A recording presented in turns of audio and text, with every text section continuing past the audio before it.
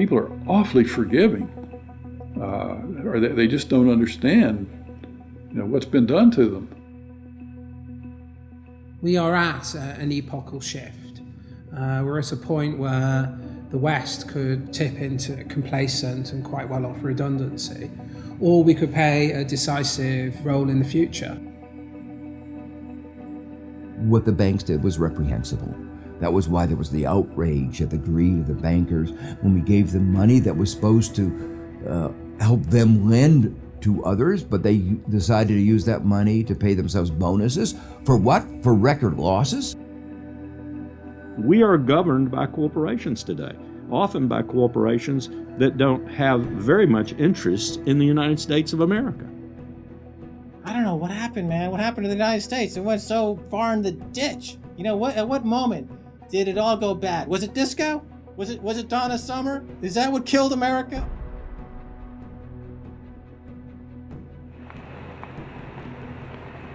We are entering the age of consequence.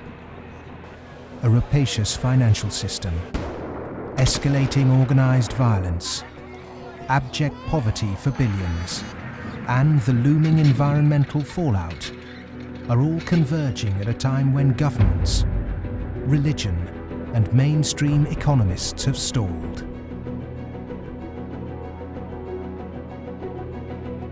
War, conquest, famine, and death. The four horsemen are coming.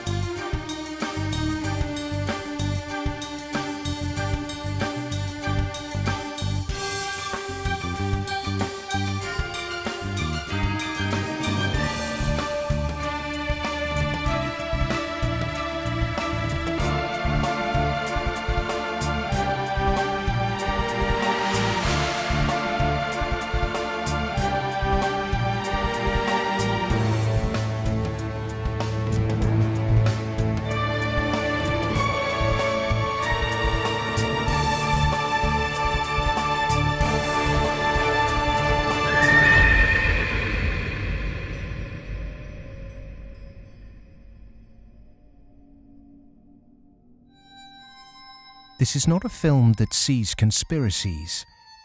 It's not a film that mongers fear. It's not a film that blames bankers or politicians.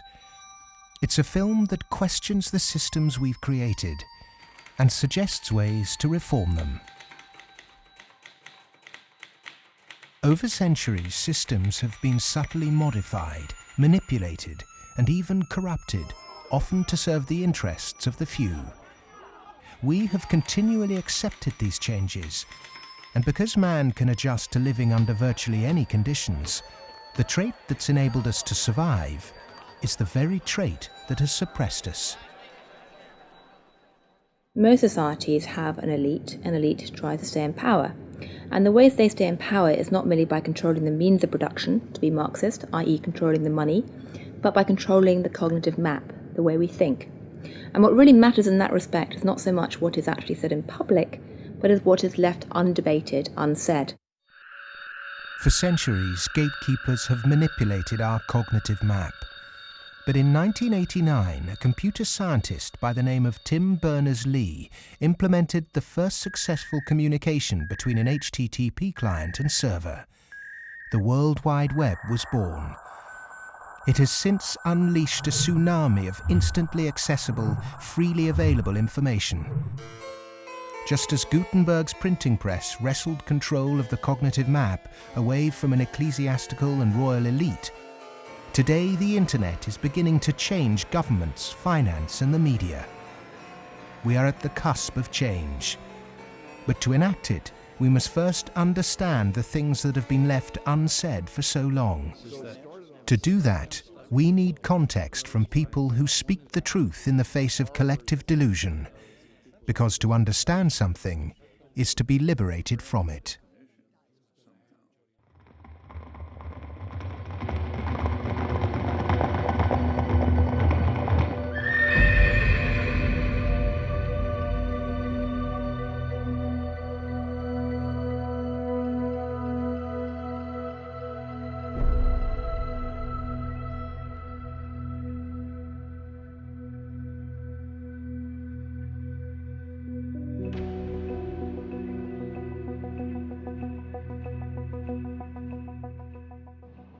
The end of World War II, we had 50% of the world's gross domestic product. We were making 54,000 airplanes a year, 7,000 ships, et cetera, and we were the new Rome.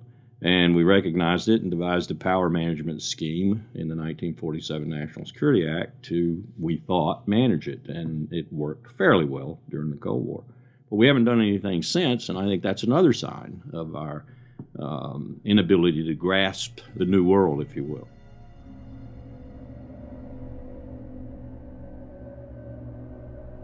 Empires do not begin or end on a certain date, but they do end, and the West has not yet come to terms with its fading supremacy. At the end of every empire, under the guise of renewal, tribes, armies, and organizations appear and devour the heritage of the former superpower, often from within. In his essay, The Fate of Empires, the soldier, diplomat, and traveller Lieutenant General Sir John Glubb analysed the life cycle of empires. He found remarkable similarities between them all. An empire lasts about 250 years, or 10 generations, from the early pioneers to the final conspicuous consumers who become a burden on the state. 6 ages defined the lifespan of an empire. The age of pioneers, the age of conquests, the age of commerce, the age of affluence, the age of intellect, ending with bread and circuses in the age of decadence. There are common features to every age of decadence. An undisciplined, overextended military, the conspicuous display of wealth, a massive disparity between rich and poor, a desire to live off a bloated state, and an obsession with sex.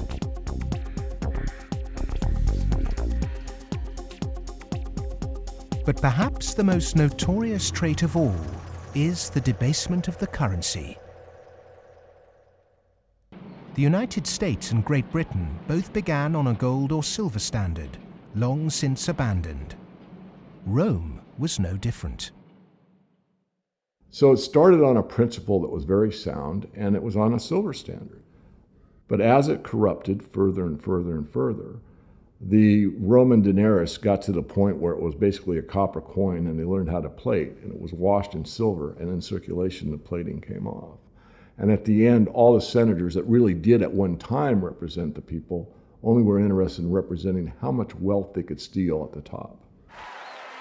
Great empire wealth always dazzles, but beneath the surface, the unbridled desire for money, power, and material possessions means that duty and public service are replaced by leaders and citizens who scramble for the spoils.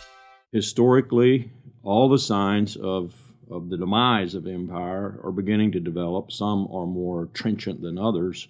This current financial and economic crisis, that sort of thing always accompanies the demise of empire. The people of Rome were constantly being distracted by the gladiatorial events, and the politicians knew that they did this. Whenever there was unrest among the people, they had a huge event going on, and they created a new event with lots and lots of gladiators, and every day we're doing that. That is a common trait of declining empires.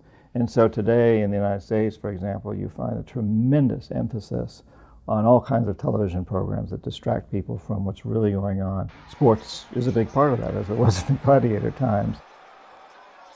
In essence, we've been lulled into a lethargy, and we've accepted it. Just as our sports stars today earn vast sums, so did Roman charioteers. In the 2nd century, one by the name of Gaius Apuleius Diocles amassed a fortune of 35 million sesterces in prize money, equivalent to several $1 billion today. Strangely perhaps, there's another profession that is disproportionately hallowed as an empire declines. The Romans, the Ottomans and the Spanish all made celebrities of their chefs. And this again is typifying the end of an empire, where things were so great, we have this last oomph of momentum that we used to be great, and we felt great, and we don't feel it anymore. So everyone is out searching for it. Well, maybe it's in the best food, or the best clothes, or the best music, or the best movies, or a reality TV show, or another magazine. But you can never get enough of what you don't need. What you need is a strong moral conviction that is pervasive throughout the society, and integrity reigns. There's a vast apathy. There's a vast amoralism, even a political nature to it. That is to say, there are vast numbers of people who don't give a damn. And so there's this natural, I suppose, entropy, any living organism, which an empire is, of course, over time dies. Question is, how does it die? Does it die in a violent cascade of events, or does it die over a long period of time? The baby boomer generation were born into this age of decadence.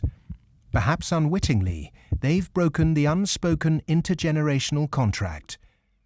Through unfettered consumerism, spiraling house prices, and a desire for eternal youth, the baby boomers have squandered future generations' inheritance.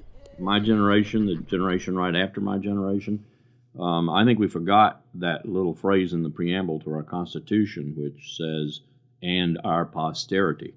All of a sudden it became us, period. The baby boom generation, which I'm a part of, has gone and done the biggest misallocation of capital in the history of mankind. We have had cheap oil, or cheap energy is a better way to phrase it. We've had an abundance of ideas, and we have chosen a system and perpetuated it that is probably one of the worst ways to use the blessings that were bestowed upon us. And we are going to pay a price for that. Human beings are inconsistent and paradoxical. We hope for peace and immortality, but continually invent new ways to destroy each other. We're capable of the kindest, most noble acts and the most horrific atrocities. Human beings are complex creatures. I mean, for example, we're capable right now, at this minute, of acting in such a way as to make it likely, if not certain, that our grandchildren are going to face terrible disasters. And we're consciously acting to accelerate that likelihood, even though we all love our grandchildren.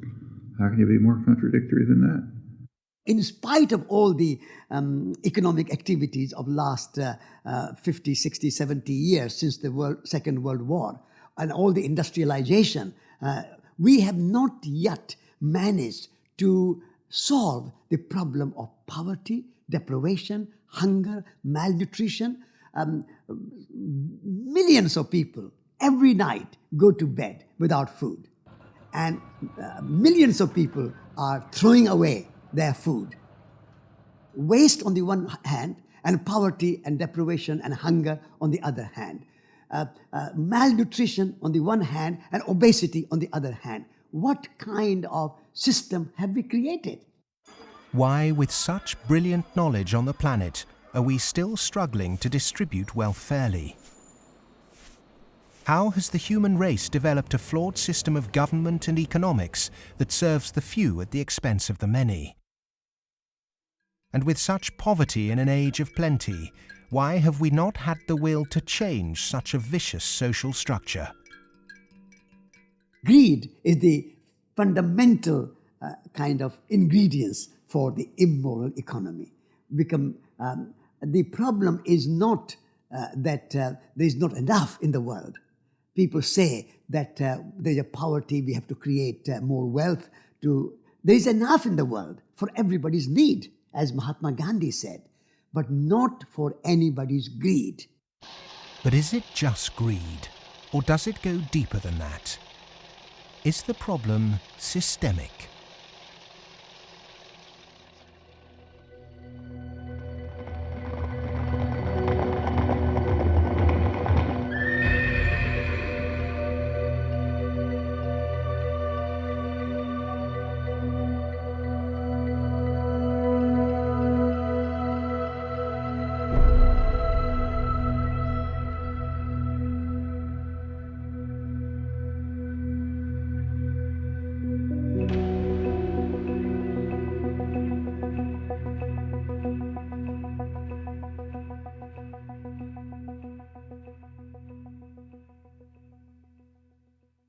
As a civilization, we've obviously had a great run.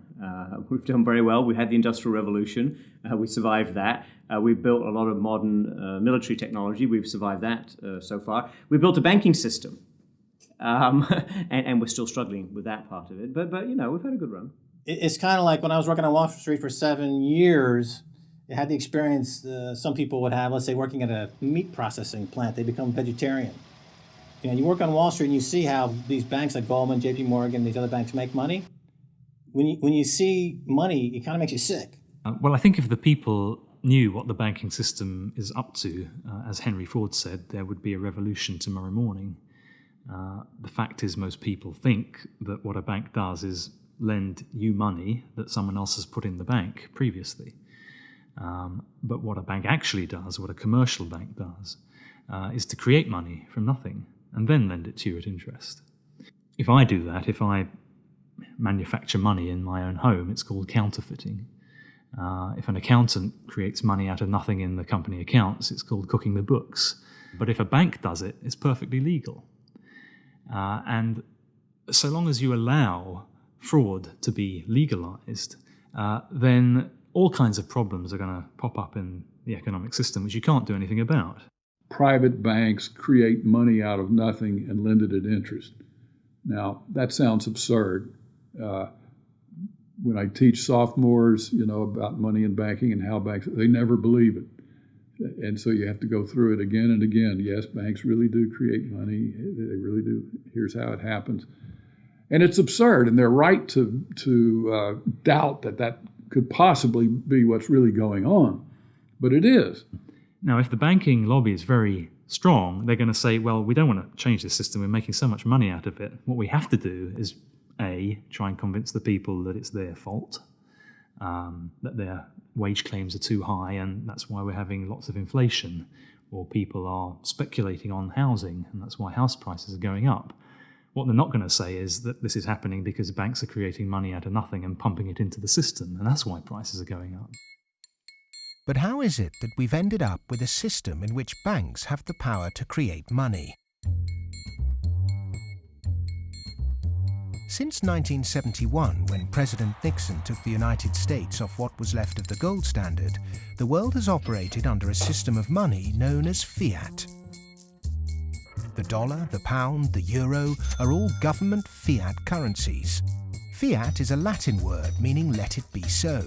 It is the law that this government currency be money. Indeed, without that legal enforcement and the fact that we must pay taxes with this money, that dollar bill or that computer digit that represents a dollar would be pretty much meaningless.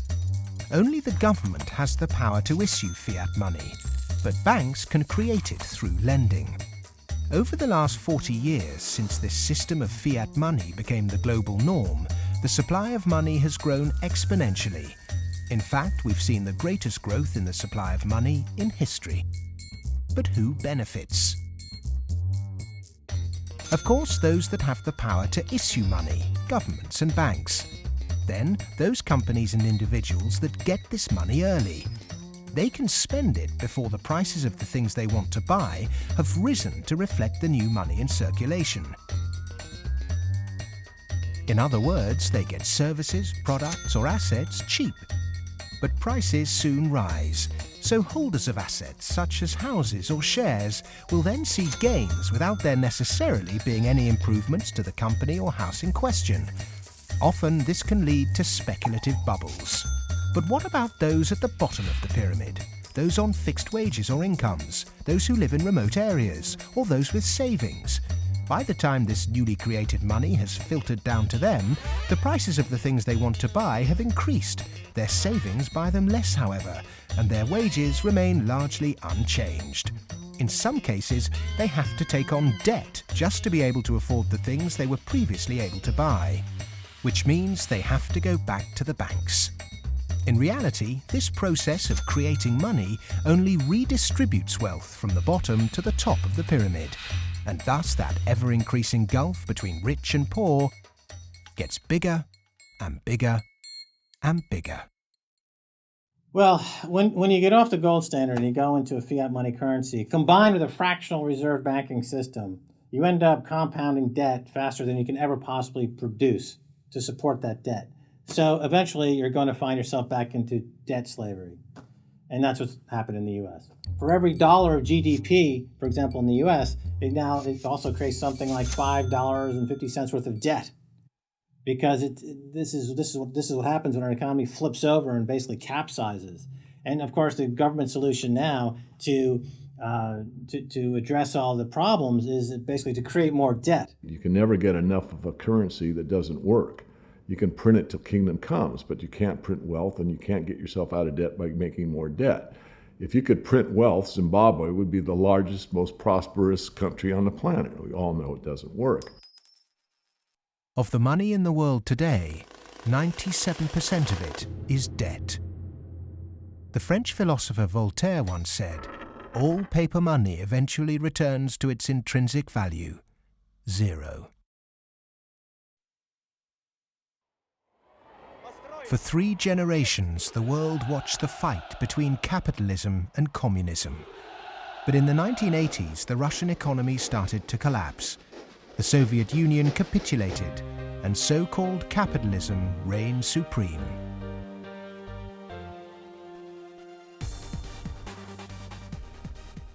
Before 1989, we had a battle between communism and the market.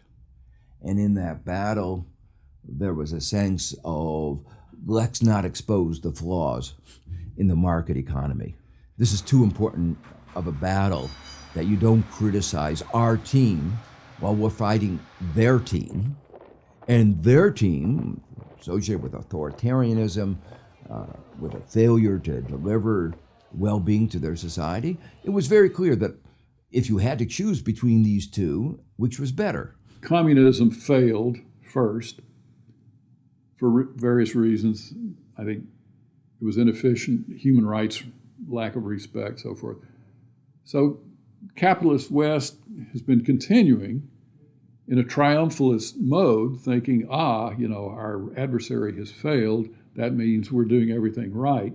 Both systems are trying to do something which is fundamentally impossible, grow forever. And they're both going to fail. One failed first. Capitalism's going to fail later, or it's failing now.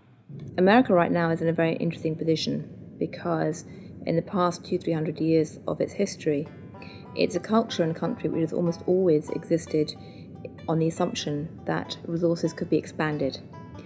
If there was a problem, you always try to deal with it by expanding the pie. Go west, young man. Make the pie bigger so that everyone's got a bigger piece. Now it's facing a world where possibly resources are beginning to be more constrained and where it's going to have to divide up that pie and inflict pain on people. And that's something which it is not well prepared for. How has the country moved so far from the intentions of its founding fathers? How has the American dream become so distorted? Over the last 30 or 40 years, capitalism has taken this extreme form. And a lot of it goes back to the economist Milton Friedman from the Chicago School and Ronald Reagan and Margaret Thatcher and others buying into these policies that really encourage people to take on huge amounts of debt, encourage privatization, smaller government supposedly, although bigger military, so actually the government spending goes up. Deregulation, getting rid of rules that govern the people who run our institutions, especially our corporations. It's as though we suddenly are supposed to believe that the human beings who sit at the top of corporations don't need to be regulated. They're some sort of gods. Milton Friedman, his protégés the Chicago Boys, and the neoclassical ideology beat the classical approach to economics and became the framework for what we today call capitalism. There are two main competing economic approaches which determine how we humans manage the world and distribute wealth. These are the classical and neoclassical schools. The classical school favours less government interference, more personal autonomy, and recognises that humans cannot function without natural resources. The neoclassical school, which has a more dismissive view of natural resources, thinks government should rule the economy, solve social problems, and leave the free market to look after the distribution of wealth.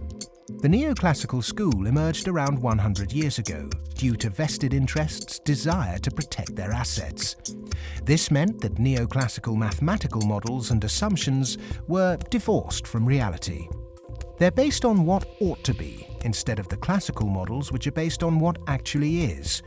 It's these neoclassical models, which favour large corporations, that have been used to legitimise the financialisation of the global economy. Championed by Ronald Reagan and Margaret Thatcher, neoclassical economics still dominates policy-making today. The Reagan Revolution, as we call it in the United States, obviously the Reagan-Thatcher Revolution, if you think about it more globally, was a big change in power structure and a big transfer of opportunity and wealth. Now, it's not that the poor gave it to the rich. It was a transfer within the well-to-do, so that the financial sector, in particular, in the United States, for example, but also in the UK and some other places, became vastly more profitable, and wages in that sector went up a lot. I mean, we focus on bonuses, but it's also base salaries went up a lot, overall compensation. So there's a transfer from the non-financial part of the economy to the financial part of the economy that actually is unprecedented as far as we can see in any of the available data to us. And I'm talking about all of recorded human history. In 1932, in the aftermath of America's great stock market crash, a piece of legislation was passed to protect society. The Glass-Steagall Act was introduced to separate ordinary high street banking from investment banking. 67 years later, in 1999, under the influence of Treasury Secretary Larry Summers and his predecessor Robert Rubin, President Bill Clinton repealed the Glass-Steagall Act. Once again, banks could take ordinary depositors' money and speculate with it on virtually anything they liked. Wall Street has become a very particular type of casino. And it's unfortunately not the kind of casino they have in Las Vegas, which is, perfectly legitimate form of entertainment. It is a casino that has massive negative repercussions on the rest of society. So it's not just losing your money on a few wild nights. It's about the way in which those organizations lose their money, impacting the whole of society, leading to a massive loss of jobs. This unfettered gambling pushed the entire global financial system to near collapse. With balances and debt obligations larger than the GDP of entire countries, the banks had become too big to fail. The West was unprepared, and bankers met their reeling and disorientated governments. You have to bail us out. We need money. If you don't give us the money, the whole thing goes down. And what are you going to do with millions and tens of millions of people who have lost everything in their bank account? You will have a revolution on your hands. So fork over the money. Borrow the money, create it out of nothing, and give it back to us, and so that we can face our problems and not go under, or otherwise.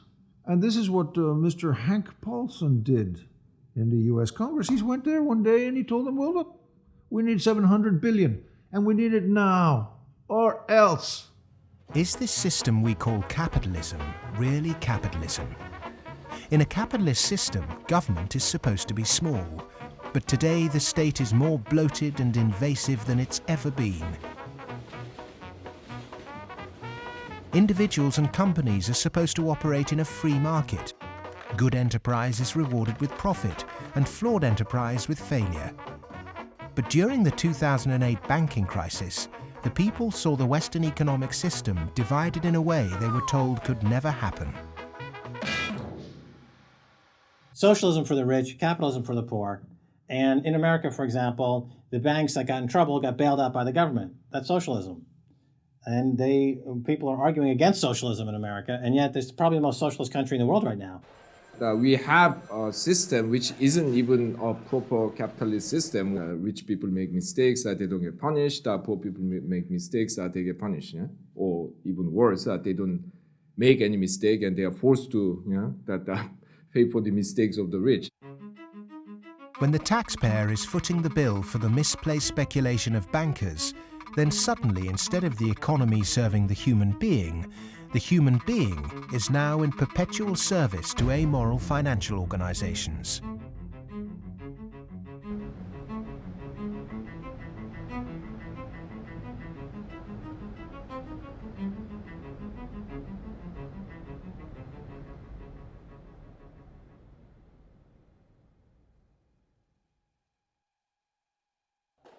It was the head of the Federal Reserve Bank, Alan Greenspan, who after 9/11 slashed interest rates to encourage lending. Bankers needed new participants to keep cash flowing into a system that had become a global pyramid scheme. All this newly created money entered the housing market and created unprecedented inflation. House prices rose and rose. New mothers were forced back into the workplace to service huge home loans, and the Anglo-American dream became all about land speculation. The housing market in the West isn't about ownership. The housing market in the West, because it's the only way ordinary people can get ahead, and ordinary people can't get ahead but by wages. What we've created is a mass bubble economics around housing. As that sucks in a huge amount of capital, takes capital for genuine innovations in the economy, and puts it into a speculative use that has no genuine productive outcome. It's interesting, if you talk to people in Germany, for example, they don't see a connection between owning a piece of property and being inclined towards being democratic. There's lots of people who rent their housing there, and they're perfectly comfortable with that arrangement. But it is true that in somewhat different contexts, both Mr. Reagan and Mrs. Thatcher pushed for more people to own housing. And actually, this is part of the problem, because if you push people to buy housing before they're ready, and if you push very dubious loans on them, and they don't understand what they get themselves into, you can have huge adverse repercussions, exactly what led to, in part, the subprime housing crisis in the United States. That's not anything to do with democracy, that's just a bad economic idea. The breakthrough that occurred around the year 2000 in the United States was when bankers found out that the poor are honest. And they realized that if you're poor, if you're not rich, you have a different set of values. And you think that a debt is a debt, and it's something that has to be paid. And that people will try to pay the debts that they're stuck with, even if the debts are not valid, even if the debts are much more than they expected, even if they really can't pay the debts. The lending and banking institutions, when they drew up contracts with interest rates, with flexible interest rates, I think they knew in the beginning that these problems were going to come back later on, where folks weren't going to be able to afford the mortgages as the interest rates increased. It put a lot of people in situations where they were taking food out of refrigerators, taking kids out of higher education. They're not able to afford college anymore. And it is making a really, really bad situation worse. The banks engaged in what was a criminal conspiracy to charge more to the blacks and Hispanics. The banks got together, backed the Bush administration to block the state prosecutions of racial lending in order to exploit and charge more to the minorities. These are loans which were made by one of the major lenders in the city and in this country, Wells Fargo, in which Wells Fargo targeted minority communities in the city, put borrowers into loans that they could not afford, put borrowers into loans that were of the subprime variety, therefore more expensive and less advantageous to the borrowers. Hiding predatory lending practices in the small print of complex financial products was only ever going to enrich one set of interests. Many of the communities in which African Americans live in the city were establishing momentum. There was development activity that was occurring. We were seeing signs of vitality in many of these communities, and the results of the Wells Fargo foreclosures and the subprime lending practices of that lender and others has significantly impaired that progress and brought it to a halt. They're not worrying about, they don't come in the heart of it. Like, you in the heart of it, so you see. They don't really see the struggle if they don't come in the heart of it. They see the outside of it. That's like looking at the cover of a book and seeing the outside of a book, but if you don't go inside the book, then you'll never know what the book about. So they're not worrying about nobody else but themselves. And I think it's wrong, because if they come in the heart of it and they see it, they'll be willing to help. What happened in Baltimore is just one example of what is happening all around the world. One way to frame this injustice is by branding it a race issue. But when we look really closely, we can see that there is something at play here that transcends race: profit. Not an accident, for instance, that we had the deregulation in our financial industry that was such a disaster. The lobbyists of the finance industry amount to 5 per congressperson. In other words, they pay 5 people for every congressman to explain to them, persuade them, that they should pass legislation that is favorable to the financial industry. The poor people who are devastated don't have the money. They couldn't hire 5 per congressman. So the way our democracy works, it's an unlevel playing field. The financial sector has acquired enormous power, partly through political contributions, so buying favors, but mostly through ideological control, convincing people that finance is good, more finance is better, and unregulated finance without limit is best. And that is really the cornerstone of this, what we call in the United States, the Wall Street-Washington corridor. I mean, if people need any proof as to who's controlling Washington, when the bailout came after Lehman Brothers collapsed, 80% of the population was against the bailout. Notwithstanding that, Congress passed the bailout, just showing, in my view anyway, that it's really under the control of banking interests. It's not a reflection of good democracy when a company, a group of companies, an industry, says our interests are more important than the national interest. How can that happen? Very easy. That's the role of campaign contributions, lobbying, in America's political structure. We have a flawed democracy. This is an advanced oligarchy in the sense that its main mechanism of control, if you like, is through convincing people that you really need, for example, the 6 biggest banks in the United States in the particular form they exist today, with the very light level of regulation. And if you don't have them, if you try to change that, all kinds of awful things will happen. And this is not really blackmail. I mean, it sounds like blackmail, but they convince you it's not blackmail, it's just that's the way the world is. There's nothing you can do about it. Oh my goodness, you just have to cooperate with them. It's very clever. The Fed is essentially the lobbyist for the commercial banking system. When you say you want to turn regulation over to the Fed, you're saying the financial sector and Wall Street should be self-regulated. And the Wall Street has veto power over whoever's going to be the head of the Federal Reserve. As long as you give veto power over the regulators to Wall Street, as long as you pick the bank regulators from the banking industry itself, you can forget any thought of calling it regulation. It's deregulation, and to call it regulation instead of deregulation is using Orwellian doublethink. Democracy is government by the people. Plutocracy is government by the rich. In a typical plutocratic state, economic inequality is high, social mobility low, and because of continuous exploitation of the masses, workers find it nearly impossible to climb out of poverty. The equal voting rights movement in the early 20th century abolished a system where rich people had more votes than poor people. But today, lobbying has put pay to that and reduced the American political system to a mere clearinghouse for the concerns of the rich.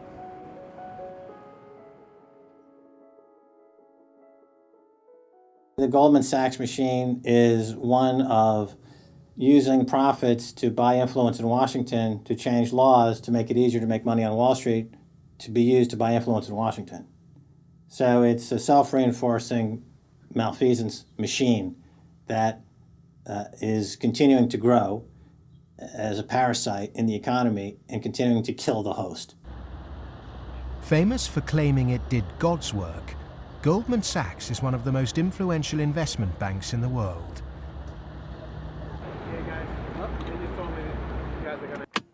Its alumni often occupy positions of great influence in governments and central banks.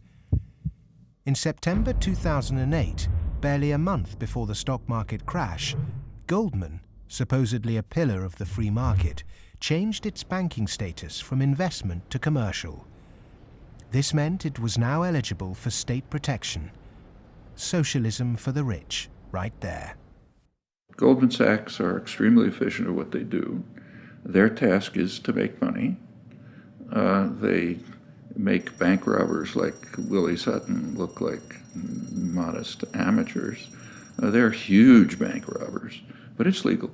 The system is set up so that they can do it. In the recent years, they've been selling securities put together from mortgages that they knew were worthless. So they're selling these things to unwitting consumers, making a ton of money on it. Meanwhile, they're betting that they're going to fail because they know that what they're peddling is rotten. So they placed bets with it's called credit default swaps and other things with a huge insurance company, AIG, and that was insuring Goldman Sachs against the failure of the stuff they're peddling. During America's subprime collapse, Goldman traders Michael Swenson and Josh Birnbaum made a $4 billion profit by short-selling junk mortgages. Backed by Dan Sparks, internally Goldman Sachs called their position the Big Short and bet against their own clients. Senator Carl Levin called Goldman Sachs chief executive Lloyd Blankfein to a Senate subcommittee to testify under oath. Much has been said about the supposedly massive short Goldman Sachs had on the U.S. housing market. The fact is, we were not consistently or significantly net short the market in residential mortgage-related products in 2007 and 2008. We didn't have a massive short against the housing market, and we certainly did not bet against our clients. Riding the Big Short in 2007 made billions of dollars for Goldman. And so far, they've got away scot-free with this massive heist. So they're now back bigger than before, richer than before, biggest profits they've had in history, huge bonuses. They're doing great. A lot of what they're doing has, in fact, probably maybe all of it, has almost nothing to do with the benefit of the economy. Can there be any objection to genuinely talented people earning big money if they bring something new and tangible to the world?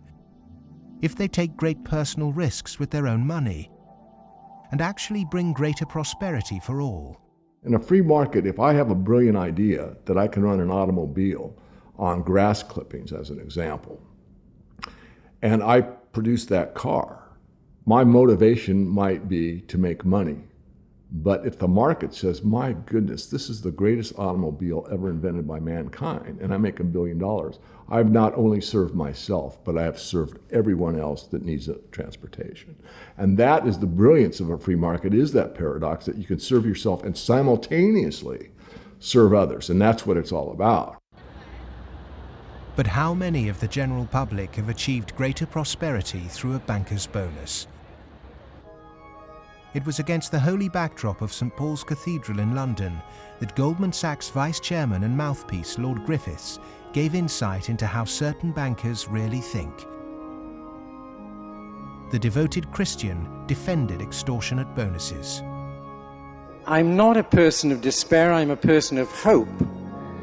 And I think that we have to tolerate the inequality as a way to achieving greater prosperity and opportunity for all. The fundamental Christian view, and I would say of Islam as well, and certainly of Judaism, is that wealth is to be shared. money has to be shared. You can't take it with you. And from that develops a whole lot of stuff about justice and the economy and so on. And we've lost that, and instead we've got people accumulating more and more.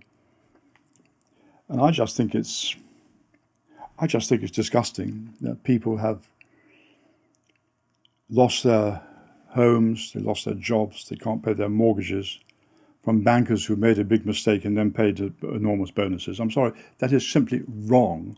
And I can't understand why we are not more vociferous about that. When rich people tell you that they specifically have to be rich through these egregious rip-off mechanisms, that's just self-serving propaganda and it should be disregarded. It is true that when you organize human society, some people get ahead and some people struggle. That's a natural mechanism. But saying, we've got to have inequality, therefore Goldman Sachs must be organized along the following lines, that's a complete non sequitur. At what juncture, at what point does morality enter into the economic calculus? In a way, many people think that Adam Smith gave us a free pass, a way not to think about morality. Because what Adam Smith said was that individuals in the pursuit of their self-interest are led as if by an invisible hand to the general well-being of society. Now let me make it clear, Adam Smith didn't really say that. That is to say, Adam Smith was very much aware that businesses, when they got together, conspired against the public interest, raised prices. He was aware of monopoly. He was aware of the importance of education that the private sector couldn't provide. So he himself was aware of all the limitations, but his latter-day descendants have forgotten all those caveats. Adam Smith was the godfather of classical economics, but since its publication, his work has been used as a political football, financiers twisting his words to suit them. Lord Griffiths advocates ruthless individualism to push this idea that if bankers get rich, then we get rich too, through a process known as trickle-down economics, or horse and sparrow theory. If you feed the horse enough oats, some will pass through to the road for the sparrows. The idea is that extreme wealth concentrated on a small minority will eventually trickle down to everyone else. But it doesn't work.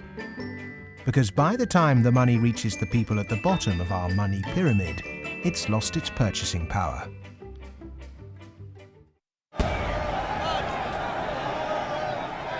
But the public are now confused as to why our political leaders have allowed this to happen, and quite naturally now ask why. Because our political processes are badly flawed. They're badly flawed because of the dependence on lobbyists, on campaign contributions. So that's why, my view and a view I think of a lot of people is that we have to restructure our political processes to give more voice to the ordinary citizen and less voice to the interest group, to the moneyed groups, to those who have taken such a large role in shaping our tax code, our regulatory regulations, and so forth.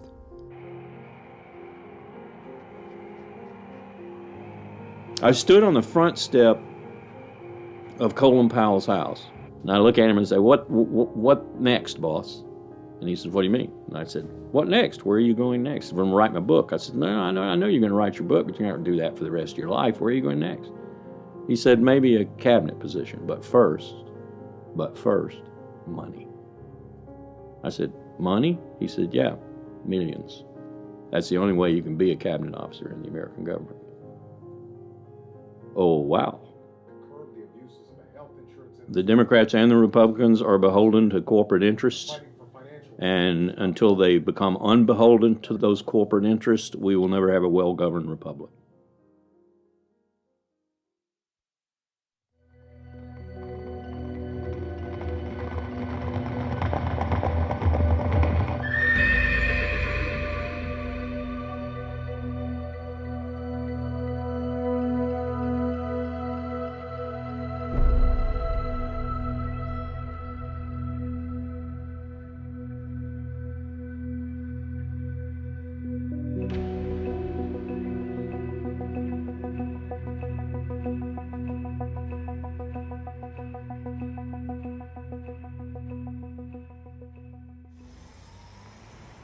The inherent iniquity in our system of money, banking and politics has not just had consequences domestically, but also on a massive scale globally.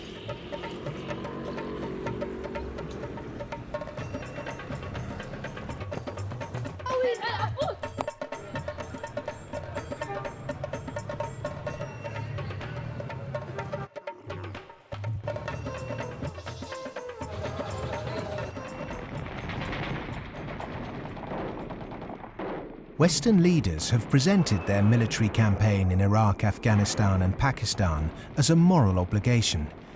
But are there other reasons for it? The first financial beneficiary of America's foreign policy is the military. In particular, those who supply it with arms and equipment. The military has won wars, but how successful has it been in its bigger aim to eradicate terrorism? The drone attacks not only failed, but they've created extra extremism. They've helped in radicalization of youth in the northwest frontier and also in certain parts of Punjab and Pakistan. And because time after time, and sometimes, there's a feeling that America does this deliberately to destabilize Pakistan. I'm not so sure about that, but I certainly think those people who actually support this policy, every time you kill 10, the so-called terrorists, you create 500 more because they see the drone attacks as an attack on a sovereign state of Pakistan. If they really wanted to flush them out, there was no need for a huge military operation in Swat, causing the entire district to become internally displaced persons. The population of Swat is 1.8 million. There are 2.3 million refugees in the country. The whole district has been emptied. This wouldn't have been necessary if they had carried out a surgical commando operation to get the militant leaders. But they allowed them to escape, all of them. After the military, the next financial beneficiary are those who win the contracts to conduct the rebuilding process. In the West, people might even feel optimistic when they hear that the US is pumping tens of billions of newly created dollars into developing nations to build infrastructure. But often this too doesn't seem to achieve the publicized goals. Is there another reason we give these countries aid? We economic hitmen have created the world's first truly global empire, and we've done it primarily without the military. We work many different ways, but perhaps the most common is that we'll take a third world country that has resources our corporations covet, like oil, and then arrange a huge loan to that country from the World Bank or one of its sister organizations. However, the money never actually goes to the country. Instead, it goes to our own corporations to build infrastructure projects in that country, power plants, highways, industrial parks, things that benefit a few wealthy families in that country as well as our corporations, but don't help the majority of the people at all. They're too poor to buy electricity or drive cars on the highways. They don't have the skills to get jobs in industrial parks, but they're left holding a huge debt. Infrastructure which has used heavy loans from the World Bank and IMF and made from grants from Western countries, they've all gone into benefiting the elite and the feudal classes. They have not benefited the people.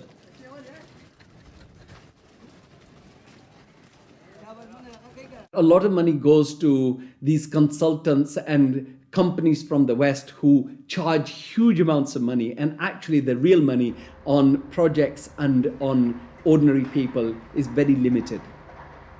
The masses have very little already. So those landlords who have the infrastructure and who are going to make money because of the infrastructure that is built through their roads, they will prosper. But the ones who don't have any resources, they've not had jobs, there isn't an economic activity for them in terms of manufacturing goods so they can sell and they can also prosper. When you don't have that, what do? They resort to joining the Taliban because they see the enemy coming in and taking away what little bit they have.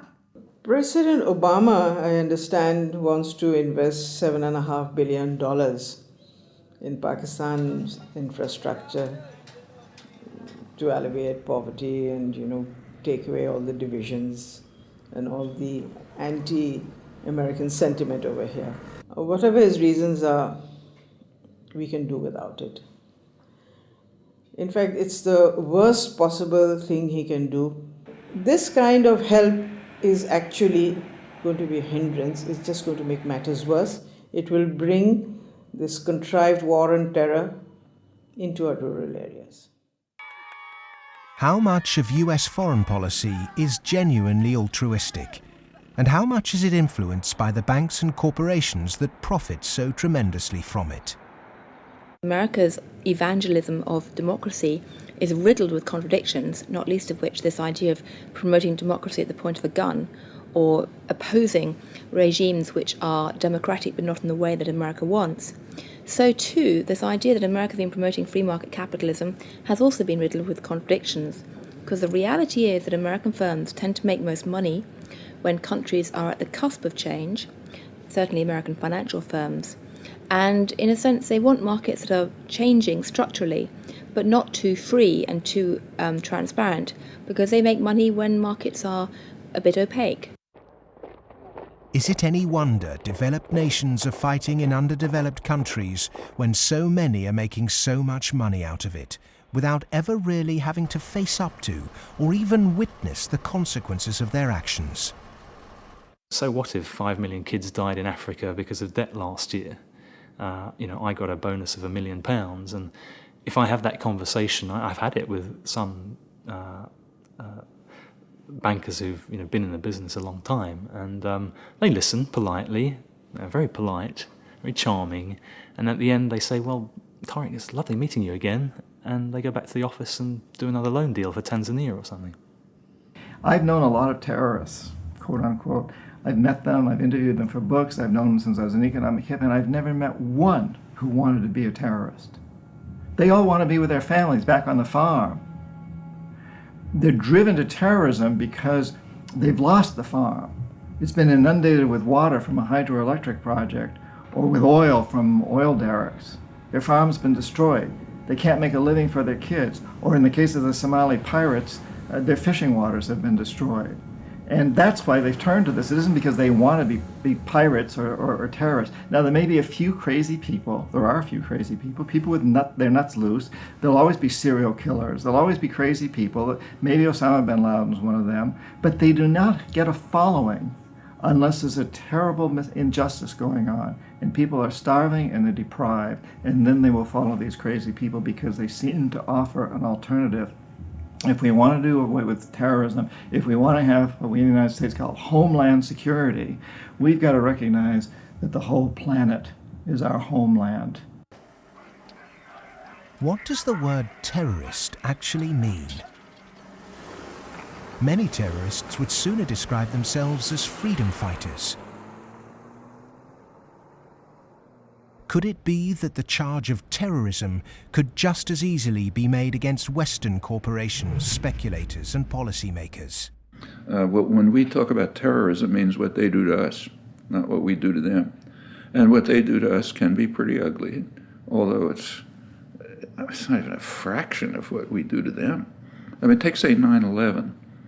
That was a pretty serious act of terrorism, maybe the worst single act of terrorism in history.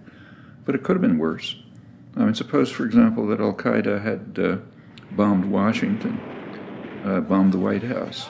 It killed the president, installed a harsh military dictatorship, brought in a bunch of economists who drove the economy into its worst disaster in history.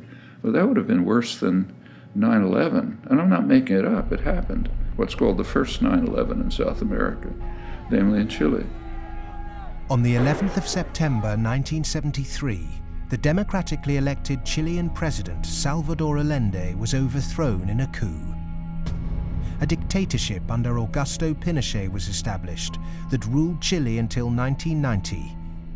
There was the systematic suppression of all political dissidents. Thousands were imprisoned and murdered. Who was involved in that first 9/11? It's not hard to find them. Right in Washington and London and so on. But that's off the agenda. It doesn't count. There's a principle of ideology that we must never look at our own crimes.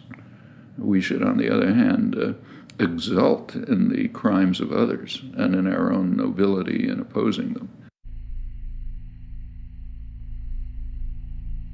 The root causes of so-called terrorism will not be solved by increasing economic inequality. If governments really are serious about combating terrorism, then they must start with real structural reform back home. As long as banking empires chase infrastructure and debt deals in pursuit of profit, the West will continue to export injustice through finance. Millions more will be displaced. Terrorism will thrive, and neo-colonialism will continue to end more and more lives around the world.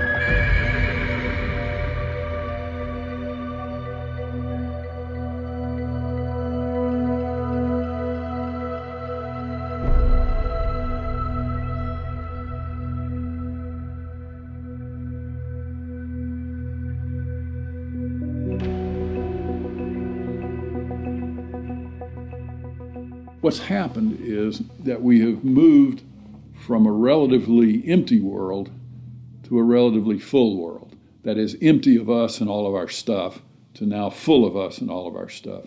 In my lifetime, the world population has tripled. And the populations of other things, of cars, houses, boats, all these other things that put a load on the environment too, just like human bodies, those have vastly more than tripled. So the world is very, very full of what we might call man-made capital.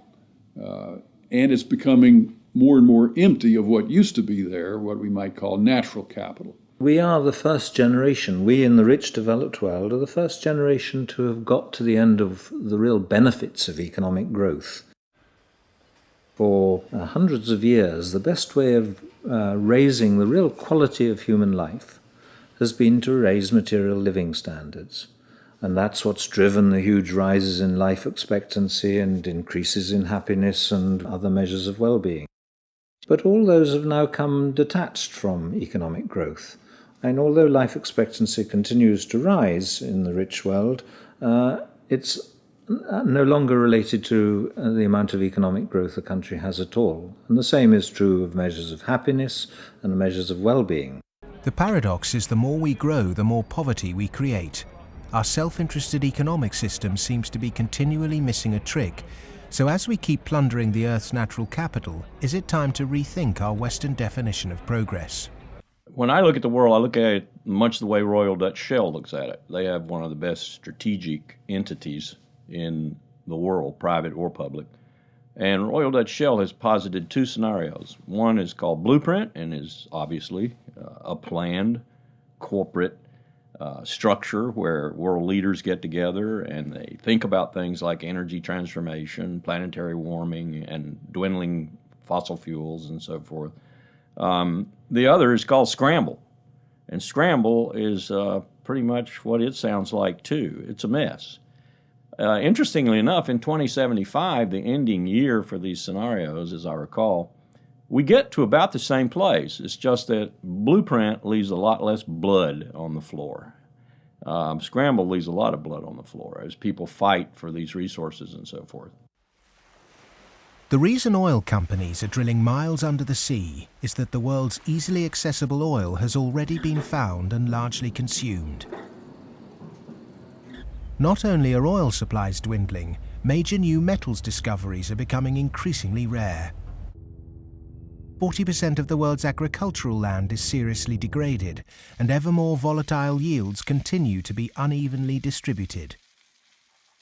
It may be that the looming environmental threat is not global warming, but the exhaustion of the world's resources. We're going to have struggles for finding land sufficient to grow the agricultural products for what the United Nations says is going to be a 9 billion Earth population. We're going to struggle over non-renewable fossil fuels as they run out. I think Shell posits about 2075 they'll be gone. And we're going to struggle over things like water and other precious resources that are necessary to our life and to our economy. And this could be, as Shell says, a blueprint affair with world leaders working together to share and share alike. Or it could be a real mess, and Shell, incidentally, bets on the mess. Just like the baby boomers' failure to look to the next generation, our outdated competitive mentality for a world of depleted resources could have devastating consequences. Our economic setup encourages one-upmanship, competition and comparison, whereas the progress humans have made over millennia has been largely based on cooperation. In any species, in almost any animal, there is always the potential for huge conflict, because with any species, all members of that species have the same needs. So they might fight each other for food and shelter and nest sites and territory and sexual partners, all that kind of thing. But human beings have always had the other possibility. We have the possibility to be the best source of support and love and assistance and cooperation, much more so than any other animal. And so other people can be the best or the worst. You can be my worst rival or my best source of support. In a progressive society, to meet our common economic, social and cultural needs, we must move from globalization to localization. The benefits of a communal sense of fellowship, responsibility and purpose in a life driven by production, not consumption, would lead to happiness and satisfaction. Indeed, we must ask, have our modern consumerist lifestyles made us happy? I think if one had been living in the 19th century and somebody had told you that 100 years later people were going to be living in this extraordinary wealth and comfort, with central heating and being able to throw away such a high proportion of our food as we do, we'd imagine that we'd be living in a state of extraordinary social harmony and everything would be rosy. And it's really quite remarkable, the contrast between, if you like, the material success of our societies and the social failure. The growth economy demands that we make consumption a way of life. He who dies with the most toys became the ambition, and retail replaced spiritual satisfaction. Unsurprisingly, sales of antidepressants skyrocketed. The fact is that the world economy over the last few years, a good share of my lifetime, has been built either on the military or on producing items that most people don't need and really don't even want when you come right down to it, but we all got to have them. Consumerism is driven by our extraordinarily social nature, that we want to have the stuff so we look good in other people's eyes. It's because I experience myself through other people's eyes, the feelings of shame and embarrassment or pride and maybe feeling envied, all those things. So, the goods are just a way of, if you like, mediating the relationship between yourself and others in this extraordinarily alienated hierarchy. What's really suffered is human relationships, family life, the things that really matter to us. And in the end, the only thing that makes human beings happy isn't money. It's very clear that past a certain level, you only get marginal gains from wealth. What really makes us happy is other people. It's our relationship with other people that's really been damaged by the last 30 years. We trust them less, we have less interaction with them, we bond less than ever before, we marry less and marriage is under more threat than ever before. And all the associations that represent sort of permanent, unconditioned human affection are being eroded or damaged. And that's the real legacy of the last 30 years. And in some sense, we've got to recover and rehumanize our lives.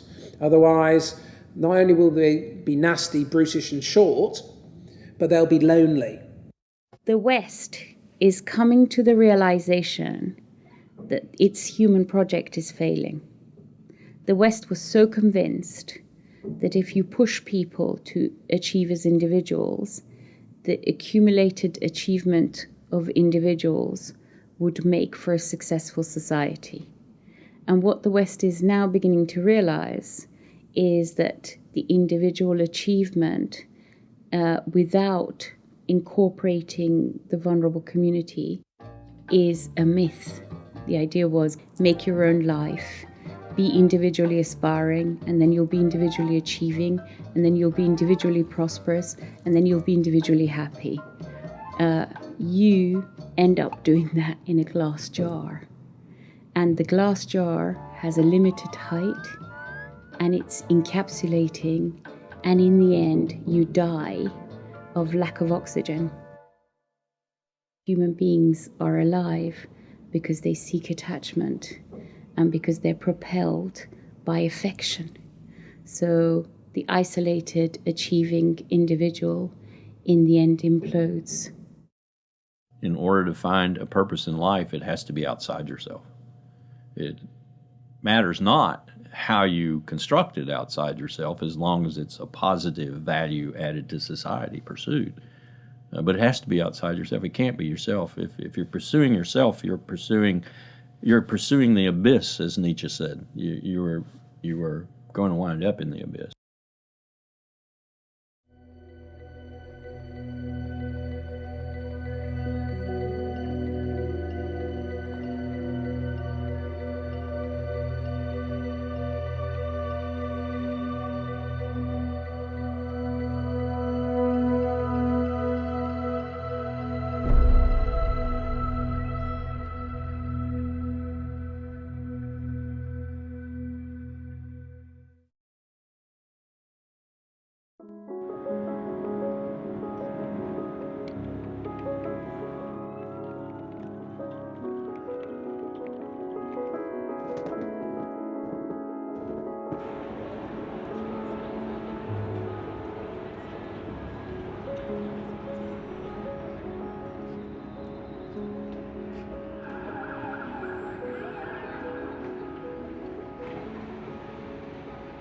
One of the most powerful cultural frameworks that shapes the way we think today in the West is the Hollywood film construction.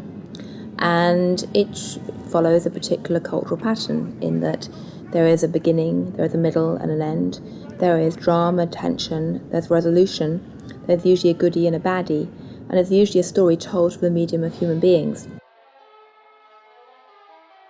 This Hollywoodization of the way that people communicate and the way they tell stories about themselves and view their recent history has very much impacted how we look at the financial crisis, in that people look at the beginning, the middle and the end. They look at the drama around Lehman Brothers and they wanted, say, a resolution, and they wanted baddies, they wanted sacrificial victims as well. So people have focused on a few individuals. And the idea that somehow it wasn't just one or two individuals who were at the root of the problem, it was a systemic problem, that actually almost everyone who participated was in some way guilty, either of outright negligence or simply failing to ask the right questions or simply failing to ask why money was so cheap for so many years. The idea that it was a systemic flaw is something which is very hard for people to grasp and even harder to depict as a good story. Perhaps there is this feeling of helplessness because we don't understand what the real problem actually is. Cleansing a few bad apples will not rectify the flaws at the heart of the Western economic system. A system that should be protecting people is in fact the very thing that's enabling our four horsemen to ride with such vengeance. The modern-day four horsemen: a rapacious financial system, escalating organised violence, abject poverty for billions, and the exhaustion of the Earth's resources, are riding roughshod over those who can least afford it. They gallop unchallenged because the cognitive map that's been put in place by our schools, universities, and our media does not encourage us to question accepted norms. Instead, there is apathy. In a sense, I think we're rather depressed societies. We've got used to the idea that there's nothing that can be done. There is no alternative, that, we're never going to deal with these environmental problems and we live in a dog-eat-dog society and that's it. I think what we have to take away from this is a recognition that most of these problems can be very substantially improved by making our societies more equal, reducing the income differences, and that also helps us to solve the environmental problems. We can reach a society that is qualitatively better for all of us. Well, the apathy is sort of engineered because you don't have any discussion of this in the public media. Hardly by surprise, the public media are owned by the real estate and the financial interests, and they're not going to explain to people the integration between the financial, insurance, and real estate sectors, the FIRE sector. There's this disinformation going on, passing the buck, denying what the real driving factors are. All of these are common strategies. In fact, even in education, you can see that banks have helped to set up universities. They've funded them. They fund think tanks. They have educational foundations. They own newspapers. All of this stuff is going on as a kind of propaganda exercise so that the people don't actually work out what the problem is. You should not assume because you don't have a background in economics or in law that these issues are somehow too complex for you. They're not complex at all. It's very simple.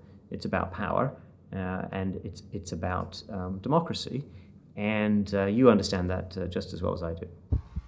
One source of this disinformation is the neoclassical school of economics.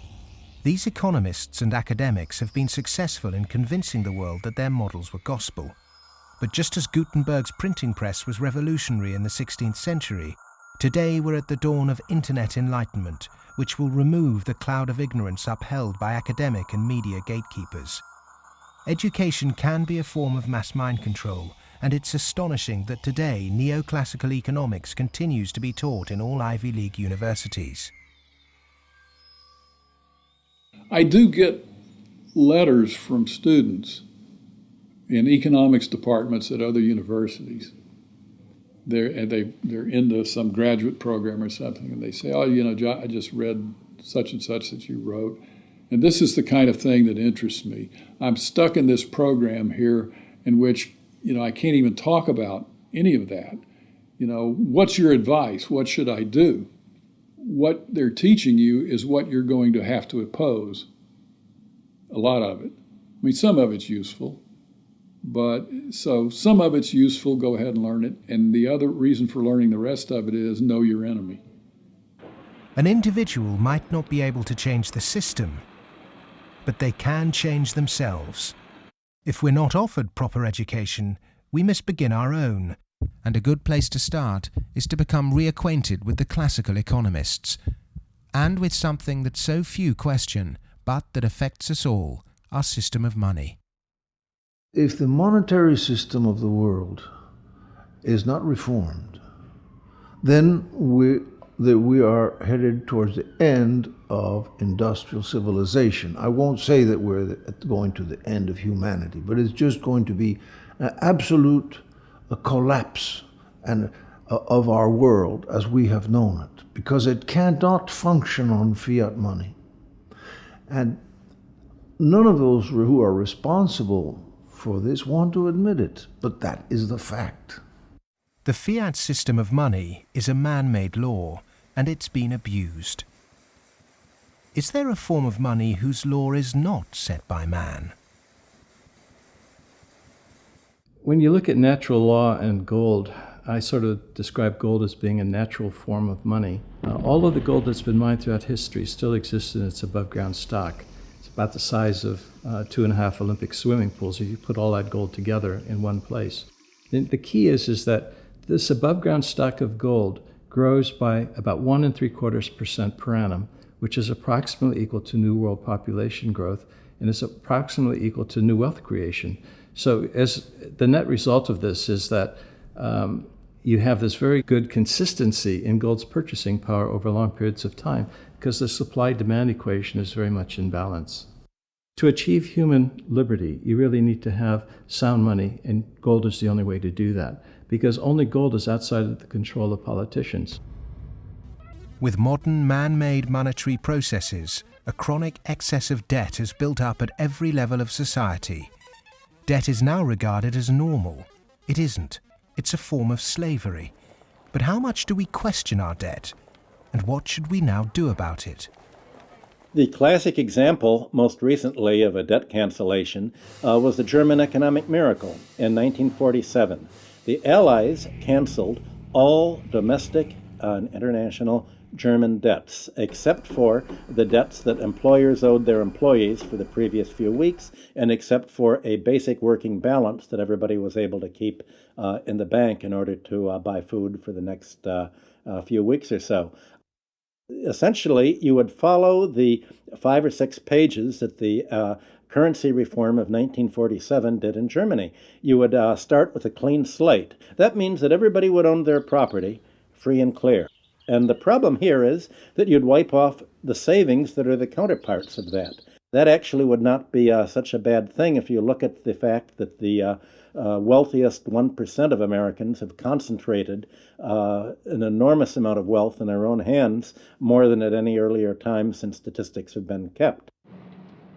Our system of taxation also needs addressing. Currently, we're taxed on what we produce.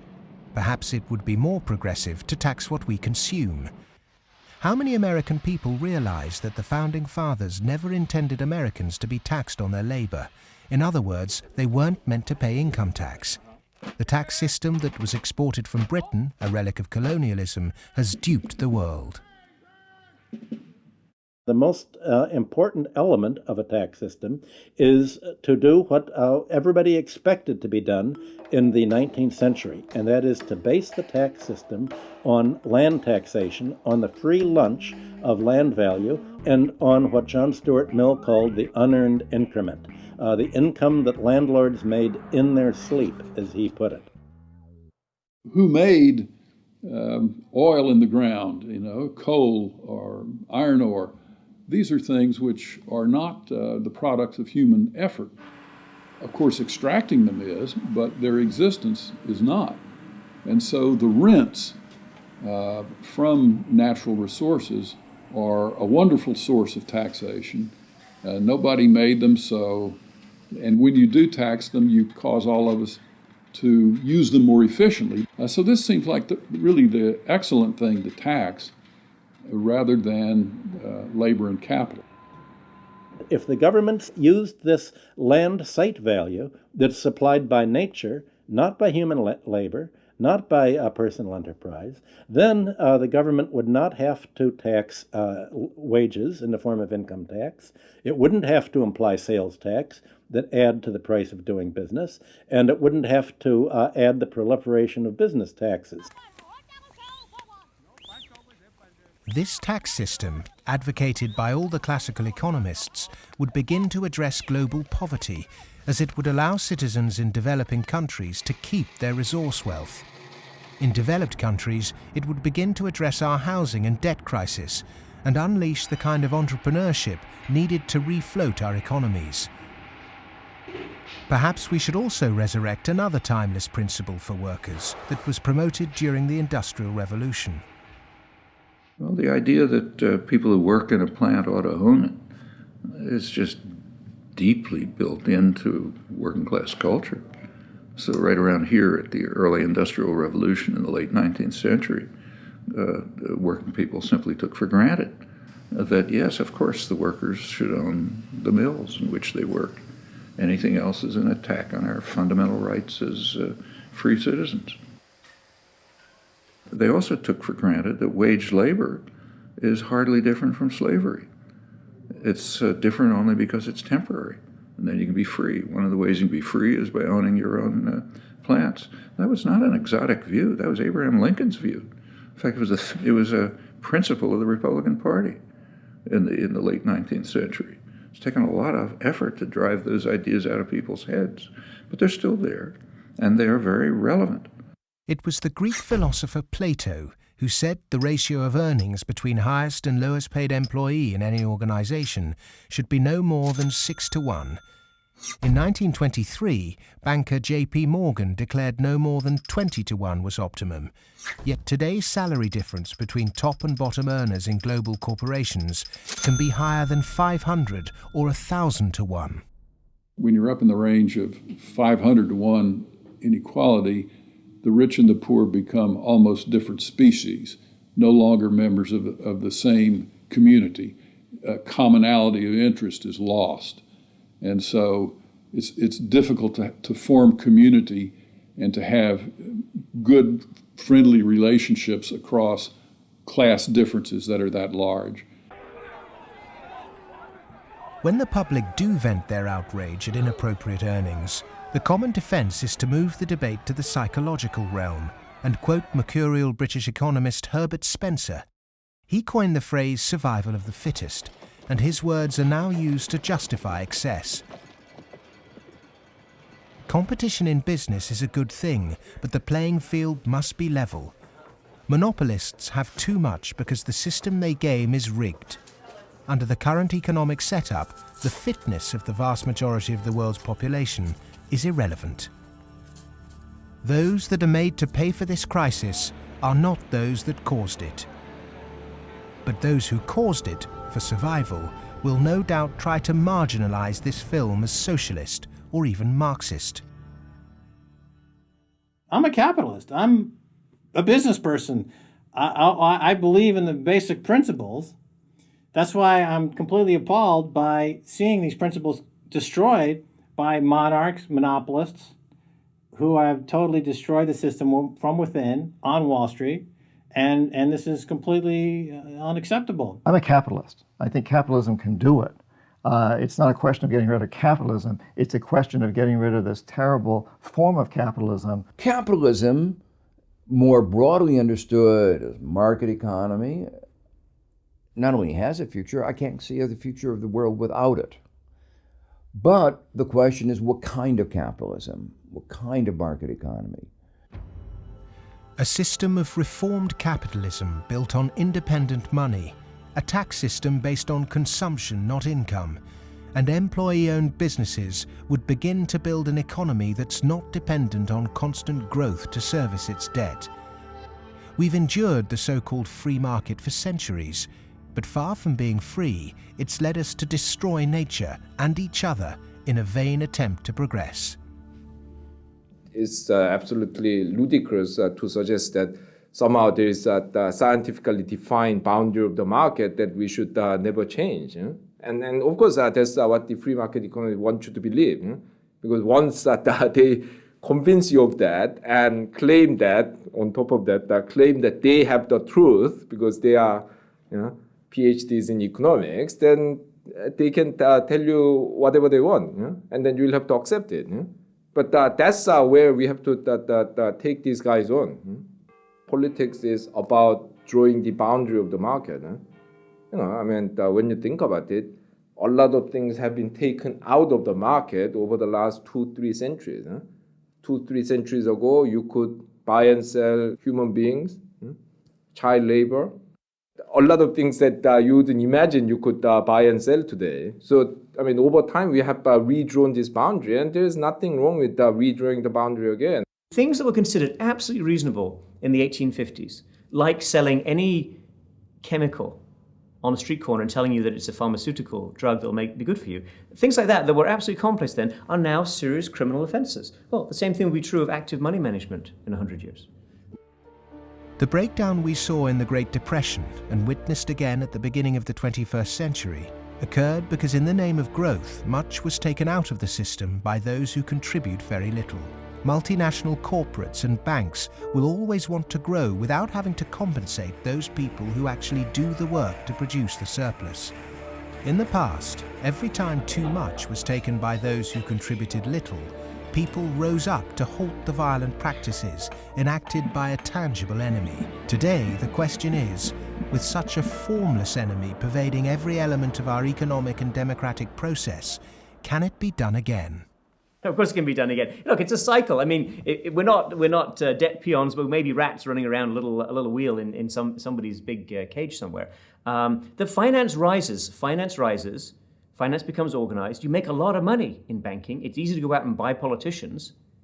But the essence of democracy, the essence of American democracy, is this is a repeated confrontation, a repeated showdown. And in the 1830s, Andrew Jackson beat the second bank of the United States. In the early 1900s, Teddy Roosevelt beat J.P. Morgan and John D. Rockefeller. In the 1930s, Franklin Delano Roosevelt, FDR, beat everyone from Wall Street.